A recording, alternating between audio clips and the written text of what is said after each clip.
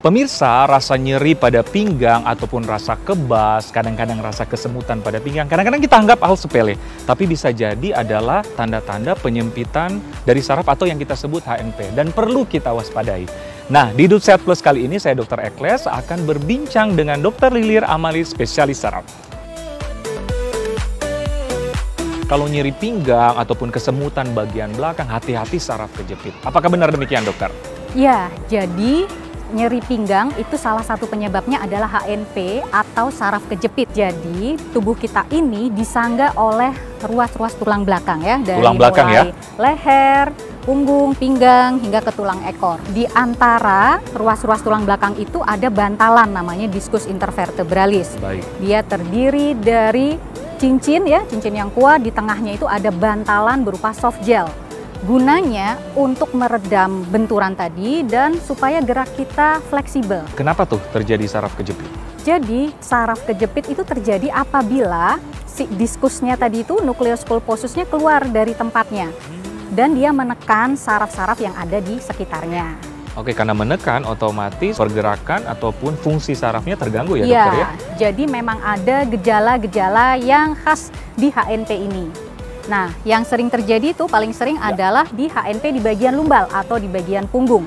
Punggung ya, dokter ya? Ya. Oke. Gejala khasnya itu adalah nyeri yang menjalar dari pinggang atau punggung, turun ke bokong, ke paha, lalu ke tungkai. Disertai dengan rasa kesemutan, kebas, terus bisa juga kelemahan tungkai, atau bahkan juga gangguan buang air kecil. Pemirsa, tim Hidup Sehat Plus sudah mengumpulkan 5 kegiatan sehari-hari yang katanya bisa mencetuskan HNP. Nah, yang pertama mengendarai motor, dokter. Apakah benar demikian, dokter? Jadi sering banget ya kalau mengendarai motor kita merasakan nyeri pinggang. Nah, kenapa seperti itu? Karena postur anatomis dari mengendara motor itu kurang bagus ya, kurang dalam posisi netral. Oke, gini kan ya, dok? Ya, jadi begitu kita tegang, duduk seperti itu tanpa sandaran. Tanpa sandaran? Ya, duduk dalam waktu yang lama, tanpa sandaran, lalu juga misalnya nih, lagi berhenti, kita akan menopang berat motor dengan satu kaki. Ya kan? Itu akan memberi beban yang berlebih di tulang punggung bagian bawah terutama. Yang lama-kelamaan bisa juga beresiko HNP. Nah, terus apa solusinya, dokter, bagi pengendara motor? Ya, ada kan yang pekerjaan sehari-hari ya memang harus dengan menggunakan motor. Solusinya gimana, dokter? Ya, jadi yang pertama dipilih motor yang sesuai ya. Jadi maksudnya tingginya sesuai. Jangan kalau misalnya kurang tinggi terus pakai motor yang besar. Itu juga. Jadi jangan yang terlalu berat. Lalu juga misalnya motornya juga jangan terlalu lama. Jangan terlalu lama untuk mengendarai motor. Oke. Ya. Berapa lama disarankan segitu? Ya, disarankan jangan lebih dari 2 jam. Jadi setiap 2 jam disarankan turun dulu, untuk berhenti dulu, stretching dulu ya, betul. Baru lanjut lagi mengendarai motor. Yang kedua adalah bersepeda. Nah, ini lagi digandrungi sejuta umat, bergoes-goes ria, dokter. Bener banget. Katanya bisa juga mencetuskan HNP, dokter. Ya, jadi mencetuskan nyeri pinggang ya. Jadi kalau kita ingin bersepeda, itu ada tips-tips supaya postur kita tetap bagus dan mengurangi resiko HNP. Nah, seperti apa, dokter? Yang pertama, tentu kita harus menyesuaikan tinggi badan kita dengan tinggi sepedanya ya, tinggi sadelnya. Lalu diukur jarak antara saddle dan juga stang. Nah, usahakan dalam memegang stang ini jangan terlalu kaku, terlalu kaku ya, relax saja. Lalu juga ketinggian stangnya ini jangan ada yang sangat tinggi berbeda jauh dengan saddle ya. Jadi ada yang ke atas seperti ini atau yang juga ke bawah. Iya, itu kan ada ya model-model sepeda yang kekinian seperti itu. Nah, itu akan memberi tekanan yang berlebih pada tulang belakang kita. Nah, kalau penggunaan handskun? Penggunaan sarung tangan ya. Penggunaan sarung tangan yang nyaman itu bisa mengurangi getaran dari sepeda ini juga. Itu juga boleh diperbolehkan. Ingat tapi jangan terlalu ketat ya. Selain itu tadi posisi dari punggung. Ya, posisi punggung juga jangan tadi ya terlalu menekuk ya seperti ini. Lalu juga posisi kepala. Posisi kepala jangan terlalu mendongak. Oke. Ya, jadi dagu ditarik lebih ke arah dada seperti itu. Oke, baik. Jadi jangan terlalu gini ya, dok ya? Iya, jangan terlalu mendongak. Lalu yang terakhir adalah posisi kayuhan. Posisi kayuhan ini penting banget ya, dokter Ekles. Berayun, ya. Tadi jadi harus saddle itu memang benar harus sesuai dengan tinggi badan kita sehingga tidak terlalu menekuk seperti itu kakinya ya, dan bisa lurus waktu mengayun. Mengayun bisa lurus dan ada Iya. tekukan seperti ini. Betul sekali. Dan mungkin ini ya dokter, beristirahat mungkin setelah 1 jam atau setelah 1 jam 2 jam itu kita harus melakukan peregangan atau stretching. Yang ketiga adalah mengangkat galon. Nah, gimana tuh dok? Kadang kan nggak terhindarkan ya mengangkat galon ini. Karena kalau misalnya kita sampai salah postur untuk mengangkat galon ini, tentu akan memberikan tekanan yang luar biasa pada punggung belakang kita. Oke. Nah, itu bisa mengakibatkan tadi saraf terjepit ya kalau salah mengangkat. Nah, saya contohin aja Contohnya nih dok, Oke. gimana dokter? Jadi kalau kita mau mengangkat benda yang berat, kita harus posisinya berlutut dulu. Oke, berlutut. Satu lutut begini ya, Ya. satu depan, satu belakang begini. Dekatkan Galon. badan kita sedekat mungkin dengan si Objeknya objeknya. Ya, itu seperti ini ya. Oke. Lalu dipeluk seperti ini. Dipeluk. Ya. Lalu kalau bisa diangkat seperti ini dan menggunakan kekuatan dari tungkai. Jangan menggunakan kekuatan dari punggung kita. Tungkai. Jadi artinya Ya. kaki. Ya. Ya. Yang paling penting juga jangan memutar. Jangan memutar punggung kita.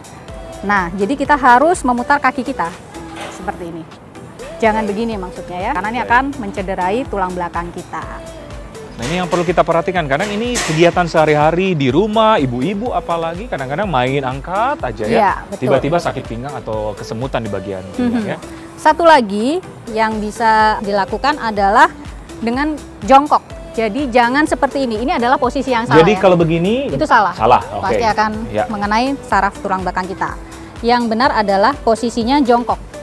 Dan tulang punggung kita tetap lurus, ya. Lalu diangkat. Nah, seperti ini.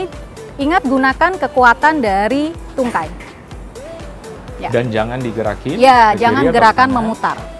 Kalaupun mau kiri kanan, kakinya Harus yang kakinya memutar. yang berputar ya. Nah, harus diingat tuh, apalagi para ibu-ibu di rumah tuh, yang main angkat aja ya dok ya. Yang keempat adalah menyandang tas. Menyandang tas apalagi yang berat itu bisa mengakibatkan nyeri pinggang. Nah, yang benar adalah harus dua-duanya dok. Jadi tidak boleh cuman menyandang tas di salah satu bahu. Oke, kadang-kadang kita kan salah satu aja nih kayak gini.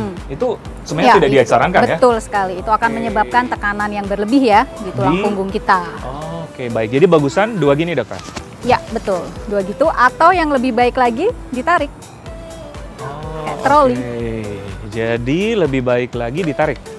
Ya, Ini nggak ada beban apapun nggak ya. ada beban apapun. Ini solusinya ya. Nah, yang sudah terlanjur nih memiliki tas yang diselempang ataupun memakai satu bagian tertentu, itu gimana dokter sarannya? Ada pilihan lagi nih kita untuk memperkuat otot-otot namanya core muscles ya. Jadi otot di bagian perut, di punggung dan di bokong itu ada latihannya. Jadi stretching, penguatan otot supaya tidak mudah cedera. Tidak mudah cedera. Dan atau bisakah dokter misalnya kan 5 menit sebelah terus pindah lagi 5 menit sebelah, itu dibenarkan atau gimana? Nggak bisa seperti itu. Memang baiknya memang harus dua-duanya ya. Satu lagi yang penting adalah pemakaian sepatu. Oh, itu partnernya tas tuh. Nah, Apalagi pada itu dia. wanita ya. Bener. Nah, gimana dokter? Jadi diusahakan jangan pakai heels apalagi yang tinggi.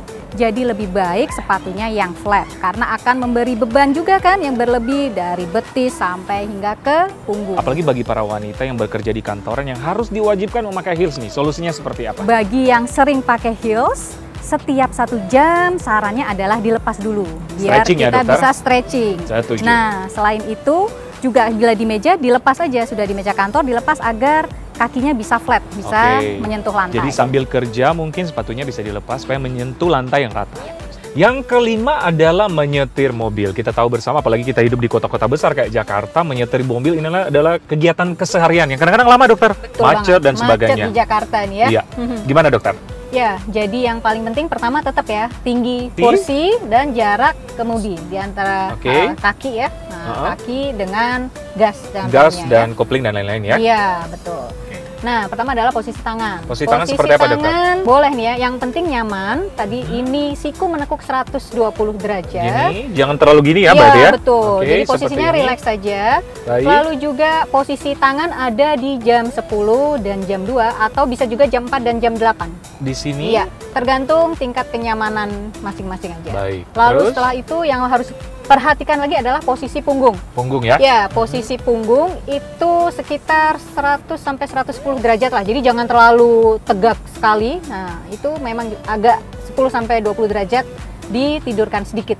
Seperti ini bisa ya, dok? Ya, betul. Ini sudah benar ya. Nah, yang paling penting bisa juga ditambahkan bantal kecil untuk di punggungnya, untuk Oke, menyangga punggung. Baik, Nah, baik. agar kelengkungan tulang punggung tetap terjaga. Oke. Jadi memang posisi idealnya mungkin yang masyarakat ingin tahu tetap harus ada lengkung dikit ya di bagian Iya, punggung ya. Betul, betul. Jadi kan ada ya back itu ya, back Iya. support itu. Kita bisa beli itu. Kalau di leher ada kan yang untuk bantalan leher, dokter? Ya, itu tergantung juga? kenyamanan. Ya, boleh. Yang senyamannya aja. Jadi jangan terlalu menekuk begini juga ya, karena tidak baik untuk tulang leher. Tiap 2 jam kita harus stretching. Stretching, mengendurkan otot-ototnya mulai dari leher, bahu, dan juga kaki. Oke, nah seperti itu tips apalagi bagi para pemirsa yang berada tinggalnya di kota kayak Jakarta yang Betul. sehari-hari harus nyetir ya, dokter ya. Baik, dokter Lilir, gimana sih penanganan pertama ya? Mungkin kalau kita sedang berada di rumah yang boleh kita lakukan sebagai orang awam. Jadi ada nih rest ya. Jadi R-nya itu rest. Kita harus mengistirahatkan bagian yang nyeri.